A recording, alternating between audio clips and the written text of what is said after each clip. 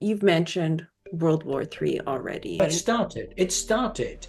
It's going on now. today we're going to be talking with retired Lieutenant Colonel Glen Grant. Glen's a military expert with extensive experience in international relations. And we're going to be talking about the recent reports of the presence of North Korean troops in Russia, specifically in the Kursk region. And this development raises several critical questions about what the implication is for security in the region. And I want to first talk about the context of the deployment. Today is November 5th. Just yesterday, the Pentagon in the United States confirmed the presence of these troops. If you'd been paying attention anywhere else, it was pretty clear that there was about 10,000 North Korean troops in the Kursk region. Do you think the Pentagon mentioning this now is a question of timing with the US election, them either trying to distract from the US election or distract from the situation of the North Korean troops in the Kursk region? I don't know, but I'll tell you what. I'm disgusted with them taking so long to say something, because this was put out by the Lithuanians, more than a week ago, and by Jonas Ullman, who is runs the biggest NGO supporting Ukraine from Lithuania. And if Jonas says that they've been killed and that they're there, then they're there, because he goes to the front line and he's not a man that minces words. So the fact that the Pentagon either doesn't know who he is not following international press, doesn't actually give him credibility, says a lot of bad things about the Pentagon.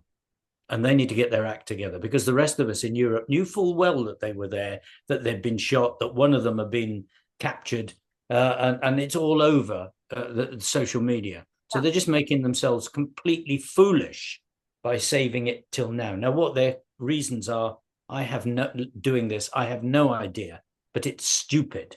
When news is news is news and it's real, and you've got a first-person visual on this who is highly trusted by Europe, then not to do something and say something straight away, I'm afraid I think it's childish, actually. And they're Well, not doing themselves any credit, because then you say, if they can't actually get this right, then what else are they getting wrong? And Pentagon can't afford to be slow or wrong, or not up to date with these things, which means that they've got something badly wrong in their system about this. Badly wrong. we've seen a pattern of this, though. Something happens in Ukraine and it takes days, if not weeks, to get an external confirmation. And by the time that happens, it's old news. I think about how long it took them to confirm that the Nova Kakhovka Dam wasn't an inside job from the Yeah, Ukrainians. And this just perpetuates this whole fake news, misinformation, and disinformation. absolutely. They are actually reinforcing what the enemy wants them to reinforce by being so slow, by being overcautious, and it just shows that their system is broken. Actually, I mean, a week to learn something that took me an hour, not even an hour, just go on and it's there. And if as I said, if Jonas says that they've been fighting already, they've been fighting already. And my worry is not so much about this with Ukraine. My worry is about, if the Pentagon is so slow, how is it going to actually to work if they go to fighting with their own troops? Are they going to take a week before they make a decision about what American troops know or can do? If they do, then U.S. troops are in deep trouble. Security is a matter of perception in a lot of ways. And Latvia, Lithuania, Finland, they're going to perceive what's happening in Russia and Ukraine a lot differently than other members of the NATO alliance. And is it possible that Russian President Vladimir Putin is using these North Korean troops to leverage that different perception of these red lines, and he's trying to weaken the alliance just having the troops there? Oh, that's a very good question, and I mean, I think there could be multiple answers to this. In other words, first of all, bringing the troops in is politically strengthening his relationship with North Korea. I mean, that's one thing. The fact is, we're now a team, and therefore, as part of this team, this is good news for him. Um, Now, whether the small number that's come across is just a trial, or whether North Korea is being cautious because it hasn't actually got quite so many that are good people that they want to throw away, I don't know. I've no idea. So your other point of is this trying to actually to sort of separate strands within NATO, strands of thinking within NATO? I would say he would hope so. I think not necessarily that it will, and not necessarily that that was a key point of his, because everything he does, he hopes that it will separate. So, whether it's Hungary, Slovakia, bolstering the presidents and getting them to actually to say things that are clearly garbage. That's also a big part of the game. But one can jump back to the US bit and say, well, I'm sorry, but if other countries do not have the same view as the Baltic states, as Finland, as Poland, then they are adrift, because the people that are on the front line are the ones that know it. And if you're not listening to the front line and you think you have some other super idea, then you are adrift. I know America's a long way away, but they should look at this. They should be thinking the same as the Baltic states and as Finland, because these are the people who know the business. And if they say X is X, then X is X. And you can't say, oh, they're being emotional. They're not being emotional. These are the countries that, like Baltic states, had thousands of people taken away from them in the war. Poland, thousands killed by Russia, deliberately murdered. And you can go on with this. These people know what Russia is about, the same as Ukraine knows what Russia is about, because over history they've lost so many people, just killed by Russia, murdered by Russia, and that'll happen again. And America needs to know this is going to happen again. Let's talk about then, you use this military analogy talking about you got to listen to people on the front line. You've got lots of military experience over 37 years, and we've had a lot of long discussions about how Russian soldiers are trained and that it's insufficient. What can you tell us about what North Korea is bringing to the table or to the front line? Bodies. I don't think they're bringing. I don't think they're bringing any any substantial military benefit other than bodies, because you've got to remember that if you've got a 1 million plus or 2 million size army, you're not doing much training because you can't afford it, because you've got to actually to buy all those uniforms, and you've actually got to do things with people, and the GDP of North Korea is not that large. So when you add numbers and then you divide that into the GDP, they are not paying very much per person. Now, I mean, an American soldier is literally is tens of thousands per person and training, and Britain slightly less, and then most of the Eastern European countries much less, and then you drop down to the Baltic states and Bulgaria and people where it's a very small amount per person, and that's reflected in their combat capability and the quality of their officers, the quality of their training. So when you have a large army, the combat capability per person is low because you don't spend much money on it. So what are they bringing to the party? Bodies to die. Now, there's one benefit of that for Russia, which is that if you've got 10,000 troops, 3 brigades on the front line of North Koreans, you can put 3 brigades of your troops somewhere else. So actually, if they get 100,000 Koreans, I don't see that 100,000 is going to be super duper crashing across the front line. I see them just dying in place, but the extra troops from Russia will be down somewhere else and pushing forward. In Ukraine. And we did talk about the quality of Russian troops. Well, Russia is adapting, and it's adapting faster than Ukraine is at the moment on the front line. Now, in many ways, it's adapting faster in what I would call things that are centralized.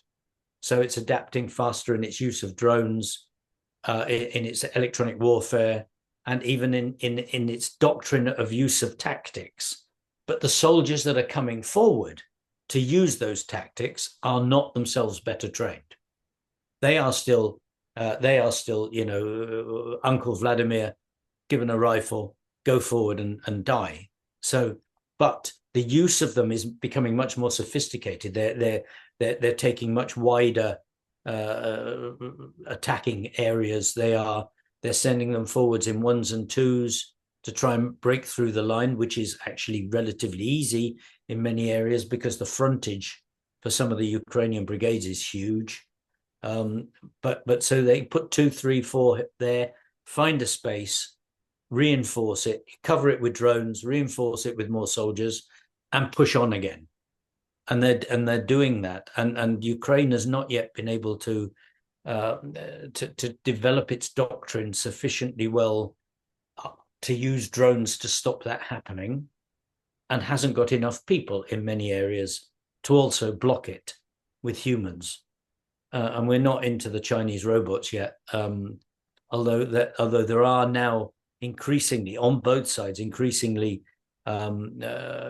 ground robots being used, usually a wheeled thing on 4 with a machine gun, or wheeled something with a surveillance equipment. It doesn't matter.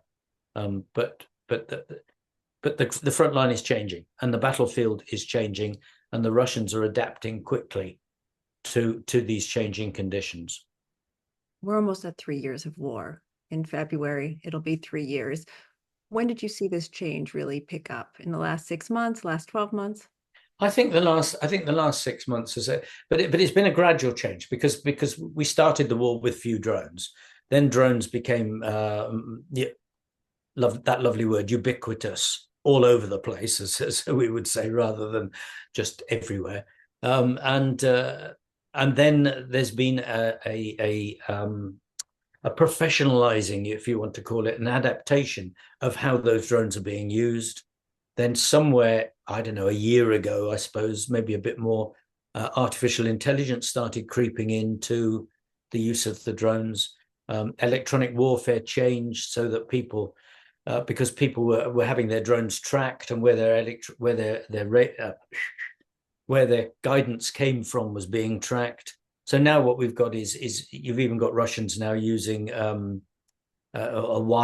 wire-led drones as opposed to radio, because they're getting it taken out.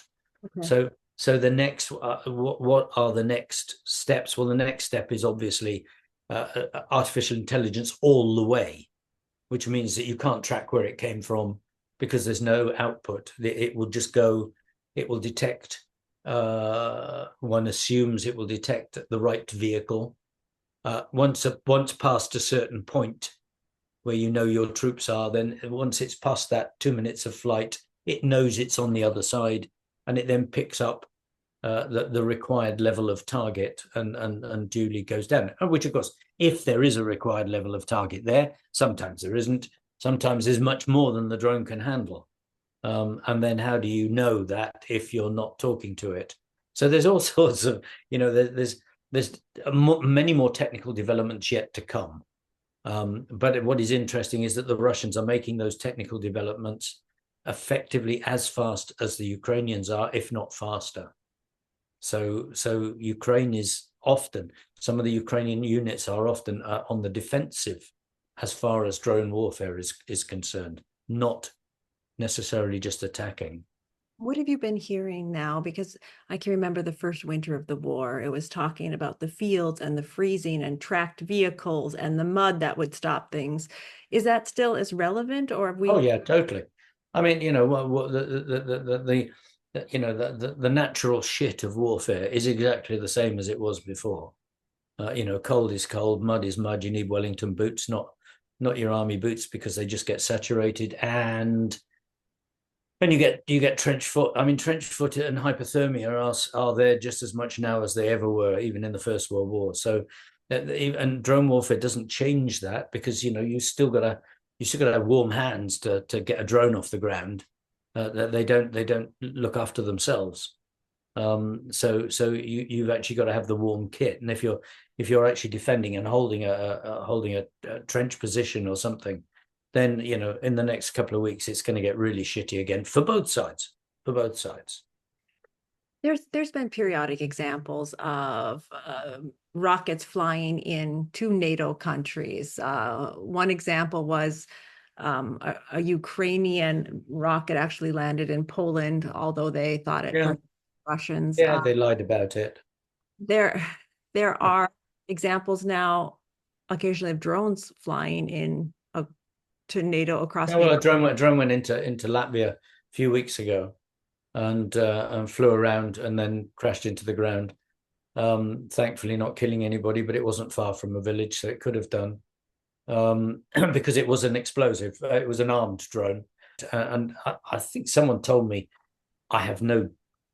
I've not checked this, but someone told me that it was probably about 20 have actually gone into Romania, and we know that other drones or missiles have actually gone across Romania from Ukraine, Moldova, and then back into Ukraine again. Is this testing Yes, what of course it is. Of course it is.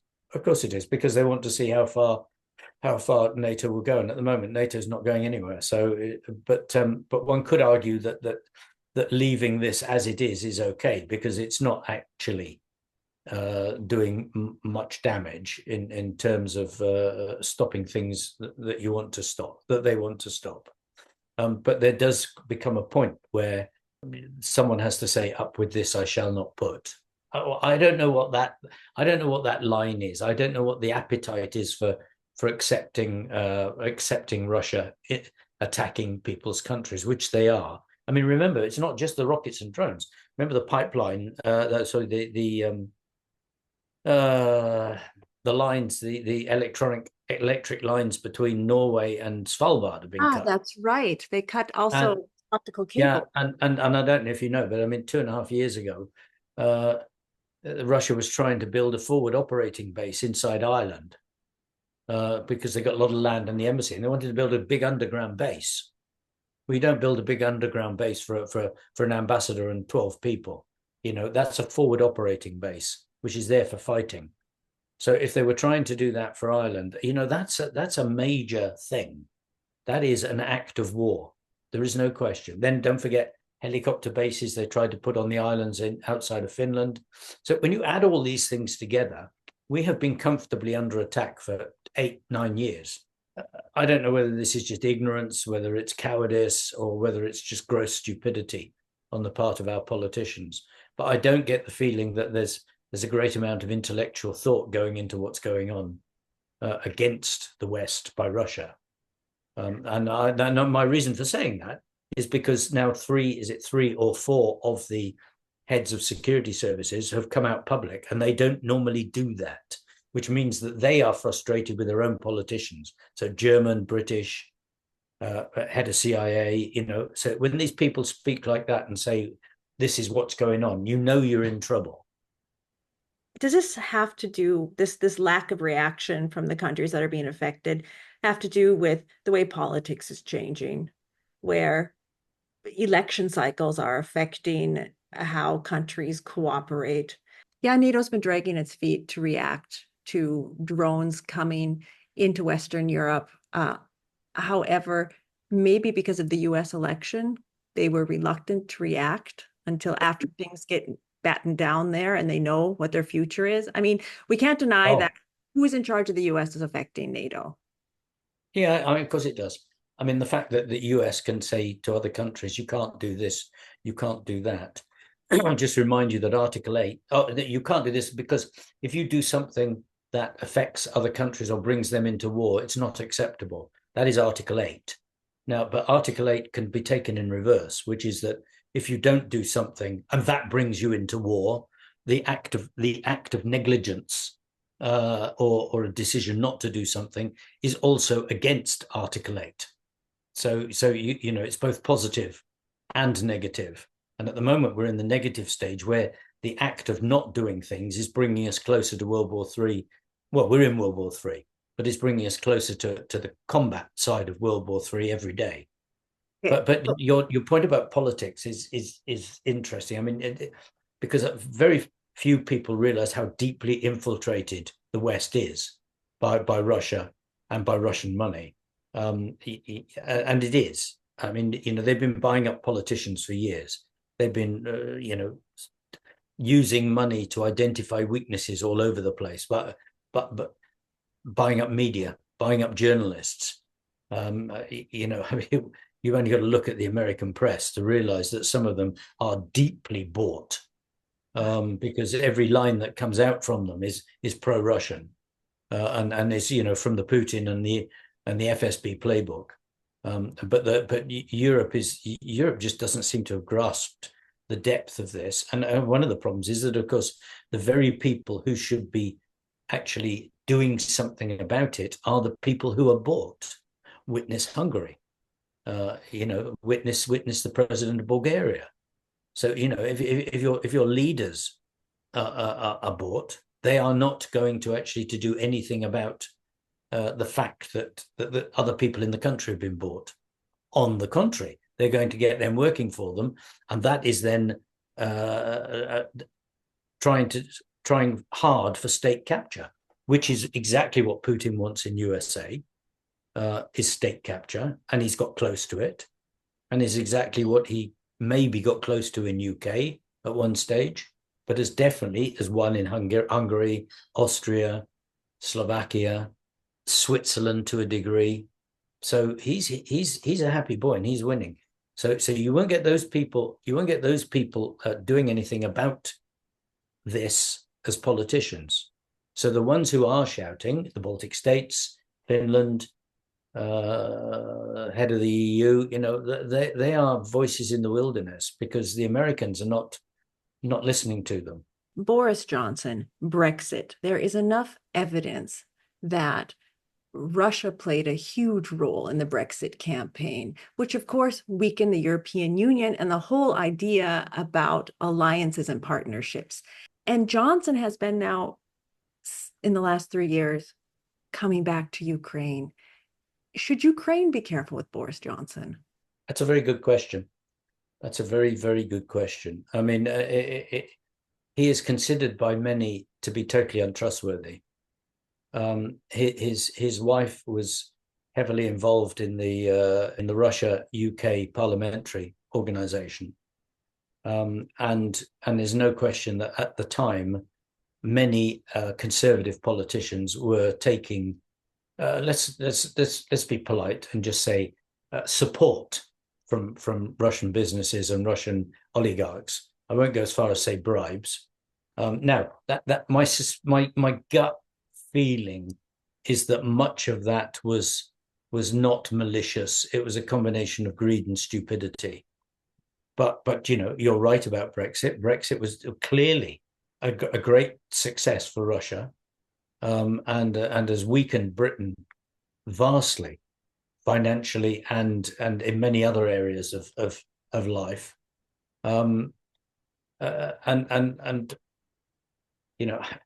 I do wonder about the fact that we bought and spent a huge amount of money on 2 aircraft carriers we don't need and can't use, instead of actually reinforcing the army 7 or 8 years. And one of the things that I've said and spoken about often is the act of Russia and Russian moles to destroy the security systems of countries before actually then having to go into battle.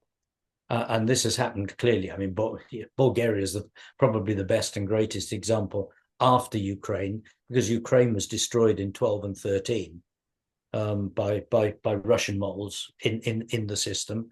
And I look around and I just wonder how many other countries that I've been to and worked in were similar, because I, in a way, go back 8 years, 7 years, 6 years. I was naive to a degree about this. I knew Bulgaria was a problem. I knew Ukraine was a problem. I didn't really focus on some of the decision making in other countries of whether, in fact, it was Russia inspired or whether it was just security stupidity by politicians. Hard to know in some cases, or whether they were influenced, not forced to or paid, just influenced by discussion that this is a good idea, you should do this. But definitely we are weak. I mean, definitely Europe's weak, and it hasn't got its act together yet still about Russia. We're still going, let's be blunt about it. There's still more discussion about where we're going skiing and global warming this winter amongst the political class than there is about Russia. I would think on a factor of 10 to 1, maybe even 20 to 1. What should they be talking about? Let's pivot back to Russia, the fact we're at war. That's what they should be talking about. The fact we're at war. How are we going to deal with this?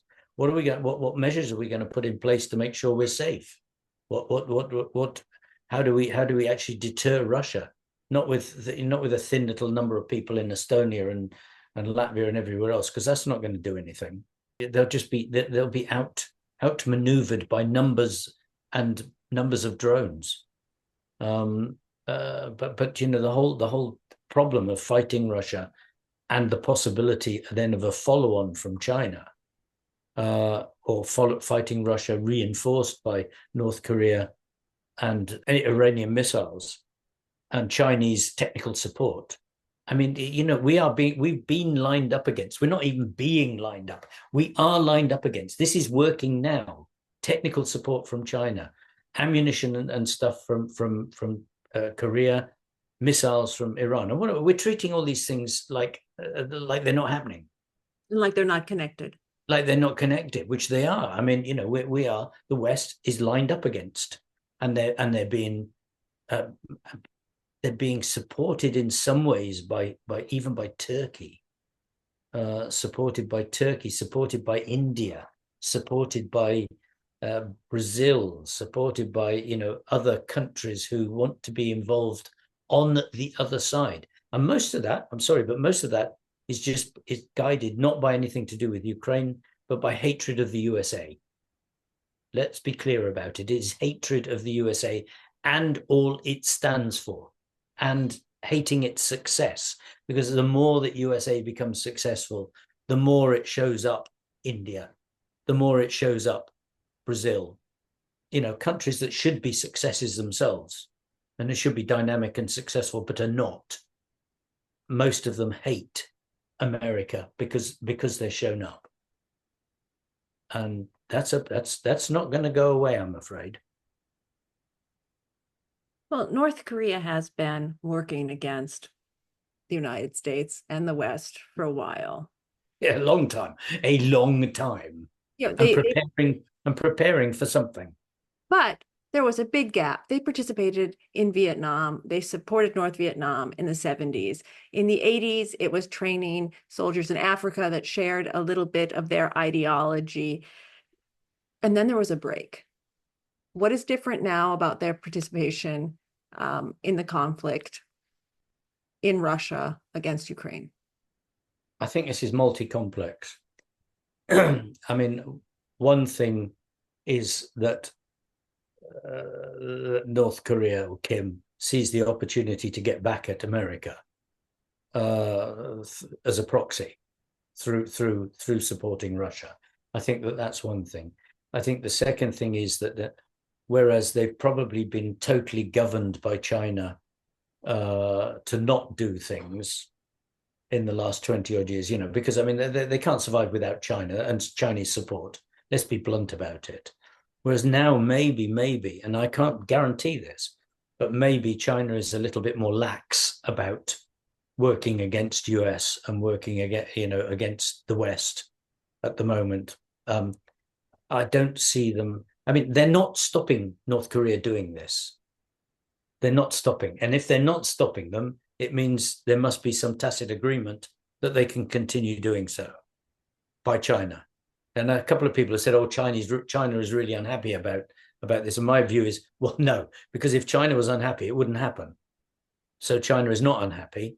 China is allowing it to happen and probably looking at it to see what they get back from it. Now, maybe from the North Korean military, they're going to get back lessons into the Chinese military.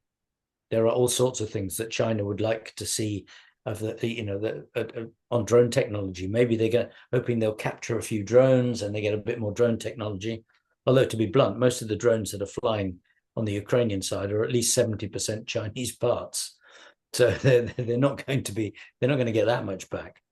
But certainly the artificial intelligence thinking and things like this, maybe they get that from North Korea. But I think that the big thing is that North Korea has got an opportunity to put its finger up against US with no comeback. No comeback.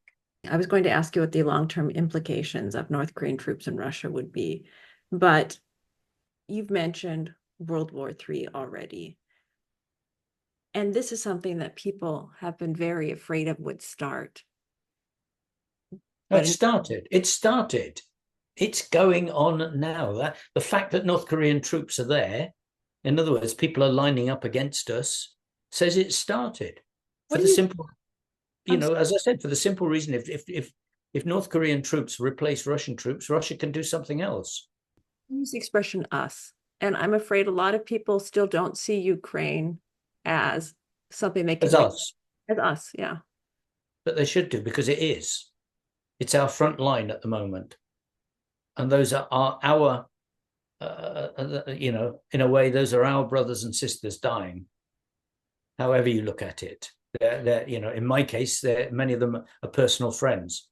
But also there are an awful lot of volunteers in Ukraine from every country in the world that is not, even people who are from the countries that are against us are volunteering and actually, working in medical areas, working in social areas, health support, doesn't matter.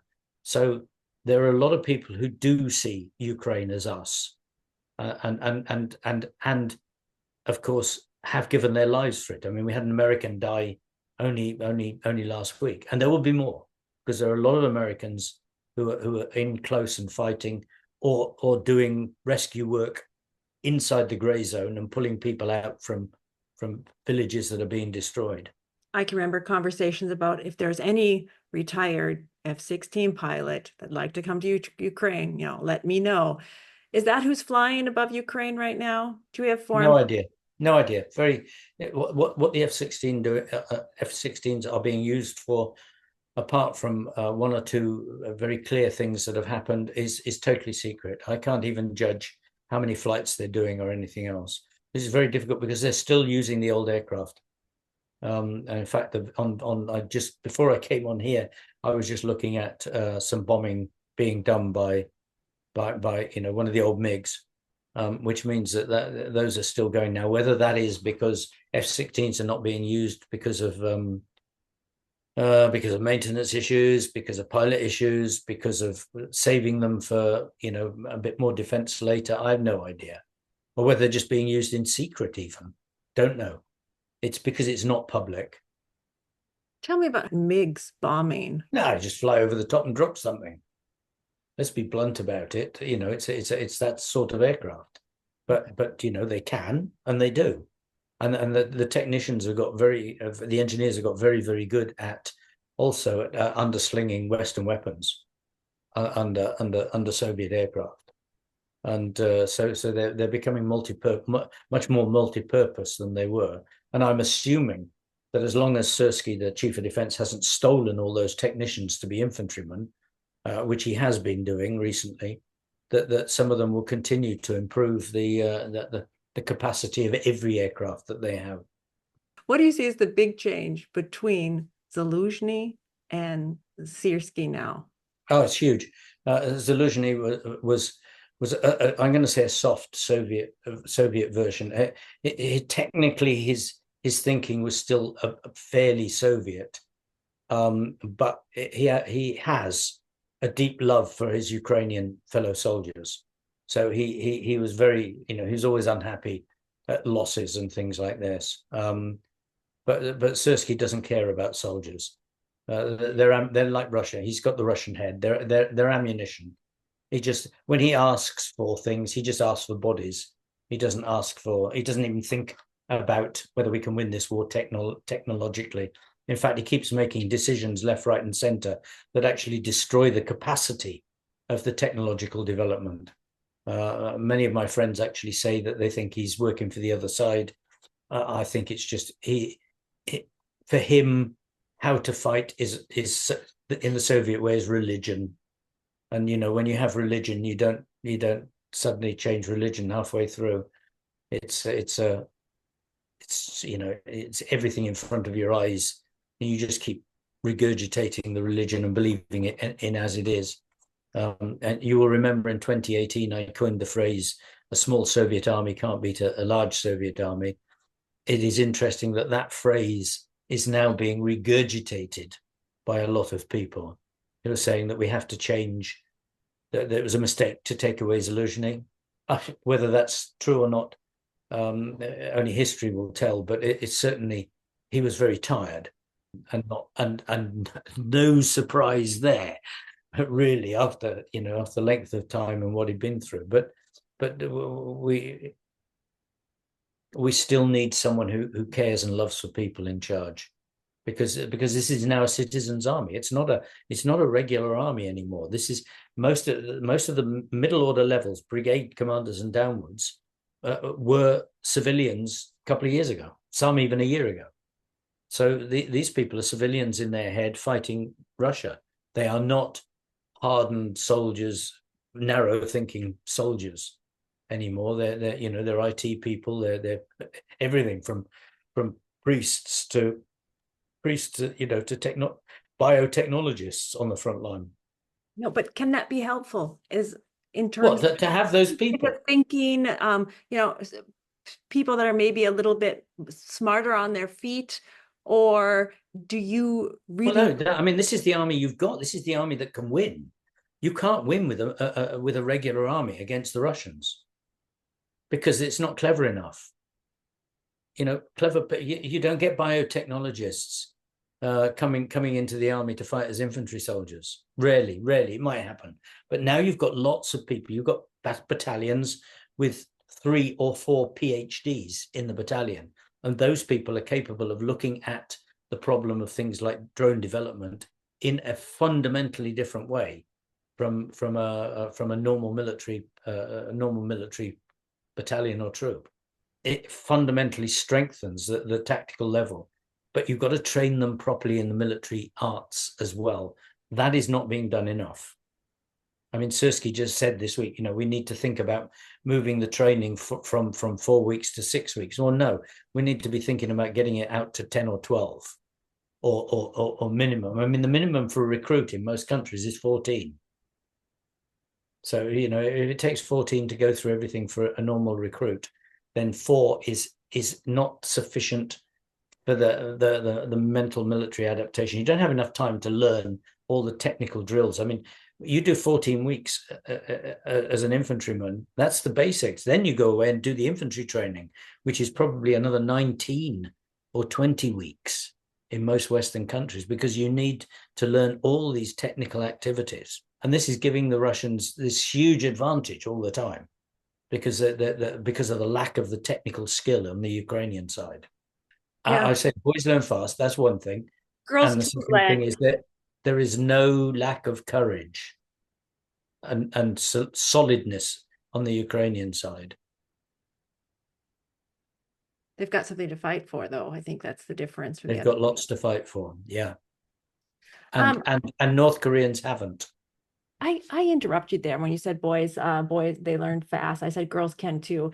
There's been a lot of the Nordic. Boys is boys. Girls are boys as well in this context. And then many of the girls are on the front line, actually acting as infantry and doing remarkable work. And we only just lost one of the more famous medical girls this week, which is and her boyfriend, which is a fundamental shame, from 3 Brigade. But yeah, it's and there's talk now of having to actually mobilize more women into the army, which I hope they don't, for my own personal reason. I was recently in Kyiv, and I ended up talking to someone about this attitude in Ukraine, and this masculinization of women isn't being accepted readily by society. This idea of, Rosie the Riveter, in the United States isn't something that's being embraced as readily. Is that your experience? Yeah, and in many ways, I don't think it should be. I mean, if girls, women in some cases, quite even old middle-aged women, if they feel it's within their capacity to go and fight, then that you can't You can't argue against it if it's in their moral component is strong. And I know, we all know they'll do as well as men in many things, not always in the physical side. And one doesn't always want them in trenches when it's really soaking wet and everything else, just because their body structure is not designed for it. But as snipers, they're just as good as any man, and flying drones, they're just as good as any man, and so they are needed, because there is still a shortage in some areas of males where females can actually fill the gap and make the whole organization stronger. But it's interesting, you see that. I mean, I don't think there's a single female brigade commander yet. And that shows that even within the army itself, it's not been embraced by because the upper level of the army, from brigade commander upwards, is Soviet. It's Soviet, and it's solidly Soviet, and it thinks Soviet. So it is completely devoid of initiative. It's devoid of modern thinking. And so, these two levels, and the two levels is, it's oil and water. Oil and water. The fact that Western politicians in general have actually got to take this seriously, and not just talk about it, and not just give another little bit of a few things. They've got to realize that they are at war and they are behind the curve in a bad way, and that there needs to be a redistribution of budgets. There needs to be much harder thinking about improving the quality of defense troops across Europe, especially.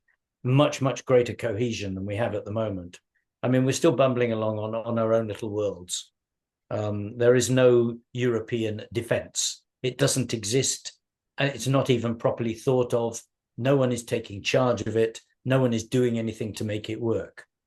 What about Boris Pistorius? What about Germany? Boris Pistorius was a really interesting surprise to me, because he wasn't a national level politician. And when he became Minister of Defense for Germany, he has really been shaking things up a lot. What's your opinion of what he's doing in Germany? Much less than people, much more talk and much less of shaking up than is real.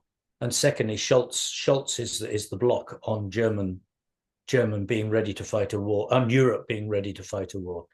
Now, whether he's working for Russia, it's really, really hard to see not. Hard to see not. He gives no indication that he is on the side of the West whatsoever. He dribbles things through slowly into Ukraine, enough to stop himself getting punched by other leaders. But he's not fighting hard for the defense of Europe. Yeah, and that worries me. Somebody could argue that he's fighting for his political party, and he's got a lot to manage there, especially with the far right and the far left, and misguided ideas in Germany about peace movements, and that you can't stop it. But you've got to stand up and talk. You've got to stand up and argue about these things, and you've got to shout loudly. You don't get anywhere by continuously going backwards. If this is a problem, he's got to stand up and say so. He's got to go into the parliament and say, we're in trouble, gentlemen, ladies. Do you think there really He's not doing that? There would be consequences for Germany? I mean, if Poland wasn't there, I think foreign policy in Germany would be a lot different. But again, it has to do with this idea of, perceived threats and security. Yeah, but that's the job of a leader, to make sure that people understand. He's got all the evidence he needs from his security services that Russia is trying to actually now to bomb trains and to derail trains. Those are left-wing and right-wing passengers. It doesn't matter which party they're from. If they manage to do this, it's mass death. If they manage to actually to do it on a platform in the middle of Berlin station, then it's serious. And they know they're doing this. They know they're working on it. They've already had, places where the rails have been done. Well, this is what you have to say to people. This is how Russia is starting the war. It starts with this sort of stuff, and it gradually progresses to worse. And it's a fact. These are facts. That is what they are doing. It's not someone security services imagination. And if he doesn't stand up and say that, do you realize, people, that we're under threat seriously, and this is how it starts, then I'm sorry, but then he's not the man for the job. Putting party before nation is not the right thing. Glenn, thank you very, very much for giving us your insights about this. And we didn't only talk about North Korean troops, but we covered a lot of topics, and I really appreciate your insight. Thank you.